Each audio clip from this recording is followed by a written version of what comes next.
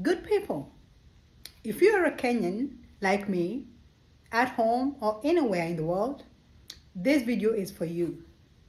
I have just come across a very disturbing video of a young Kenyan strapped to an explosive in Russia. If that video is to be believed, that young Kenyan was lured to Russia on the pretext that he was going to get a job. He ended up fighting at the front lines without any experience or training. And now he's being used as what is called a kamikaze, a human weapon.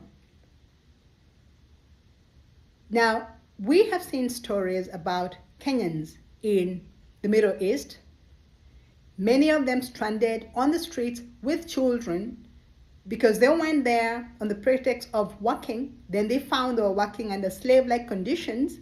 They can't go home and they can't have a decent life where they're at. Why is this? Why is our government sending Kenyans out there, then abandoning them? This is a question that every Kenyan should ask themselves. I, for one, I have been watching what is happening in my country and I am disturbed. I am disturbed enough to say enough is enough. No more. We who can must speak out about what is happening in the country. Just this week, we have lost a young man, Nick Wambogo, a filmmaker, who was in perfectly good health before he did that film, Blood Parliament. He ended up in detention, charged with terrorism or whatever trumped up charges that the government could come up with. Right there is the weaponization of the judiciary against citizens. Youth have died under police fire. More than 200 of them, and counting, have died. They've been shot dead. Disappearances are rising. Repression is now obvious. We are being surveilled, we are being followed, we are being killed, we are being poisoned for speaking up against bad governance. So, if you're a Kenyan like me, and you see what is happening in our country, and you know that that situation, as I do, is not tenable, this is your chance to speak up. People with a voice are conscious, and people that can do this safely. We must talk about what is happening in our country and say it's no longer tenable, it's not acceptable, it is not right, it is not proper. And those that are doing this to our country, starting with the president himself, his cronies and associates, must be stopped. Now, talking about Nick Wambogo, that young man is dead. Why is he dead? Healthcare in Kenya has become unachievable. When you're sick in the country, you're dancing with the grave. You're either going to die or suffer, get poor trying to find treatment. Why? Because the health system that was meant to support Kenyans has been looted. We know about SHA, we know about CS Duale, and we know what the Somali community in Kenya, those that are within proximity to power, have done with SHA. The looting is obvious. It's undeniable. If anybody would like to argue with that, I would like for them to peruse data, reports that are coming in from fictitious hospitals being paid billions of Kenya shillings or dollars for no service rendered, while genuine hospitals go without. We have seen it in Minnesota.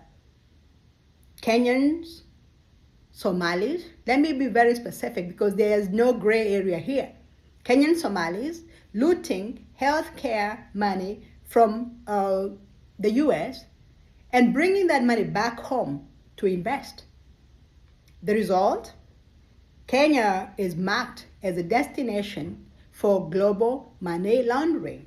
What does that do to us as a people? We suffer. We suffer because you can no longer do legitimate business. Transactions are being monitored. So generally the discomfort is being felt by everyone. But what is painful and unacceptable is that only a small clique of people, President Ruto, his cronies, friends, and associates, benefit from destroying our country. Well, if you're like me, you will know how much it has taken to bring Kenya to where it is. My grandmother went to the forest to fight against the colonizers. Your grandfather went there. Your mother, your brother, your sister. We were affected fighting to reclaim our country from British colonial rule. We did that.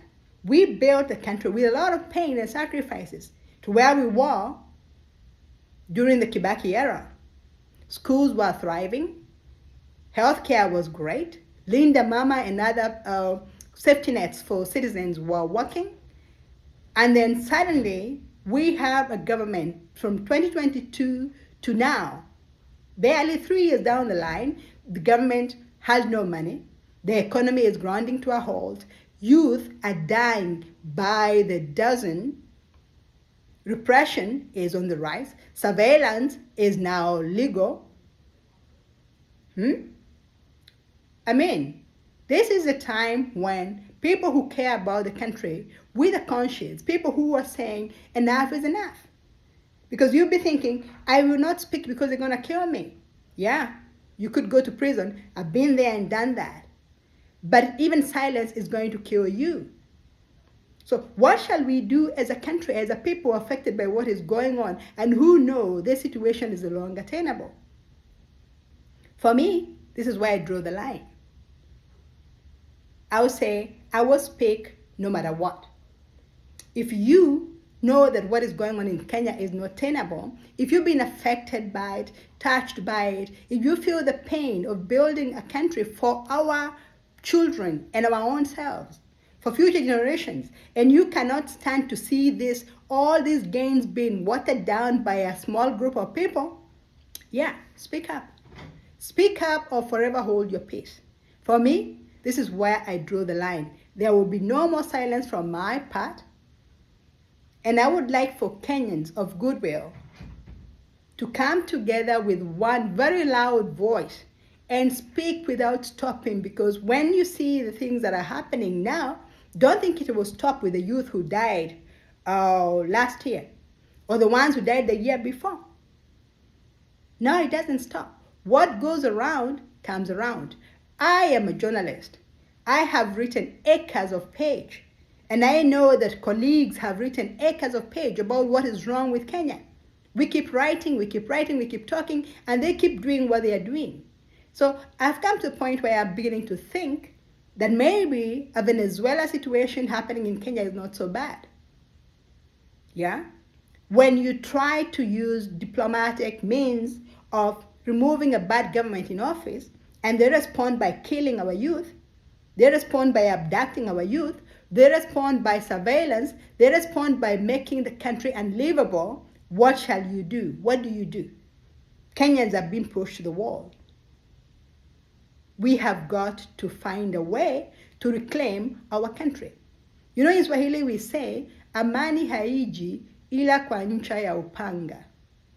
For there to be peace, there will have to be war. For there to be peace, there must be justice.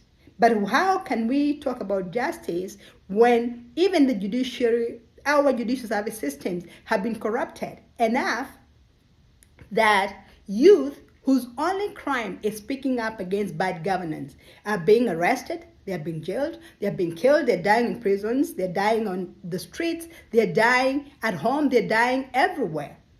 We cannot talk about justice when the judicial service, the judiciary in my country is corrupted. We cannot talk about accountability when the checks and balances that are in place, Parliament no longer speaks. The country has been sold to the highest bidder. We have seen what is happening in the northern rangelands. We have seen it happening in Kajiado, my home county, where people claiming to come and conserve the environment and wildlife are taking away land from communities. People are being landless en masse. And we are still silent? Well, for me, no more. This is where I draw the line. I will speak my truth. And if that truth does not set me free, if I die Today, because I have said what I have to say, so be it. If this video connects with you, if it connects with how you feel, make your own video. Let us come together and talk about what is happening in Kenya, because we have an election loading. The drums of war are beating. Division is rife. We have seen what happened in 2007. We saw what happened in 2013. We saw 2017. So these are not things we can pretend not to see. We have seen them before. We have seen the targeting of journalists. We have seen the targeting of lawyers. We have seen the targeting of human rights defenders. We have seen the targeting of our children. What are we waiting for? What are we waiting for? Me, as far as I am concerned, when I see what I see, I call it what it is. Those that don't like it, well, Kenya is home to more than 55 million people whose needs and interests are important, more than a clique of 2 or 3 people who are in positions of power.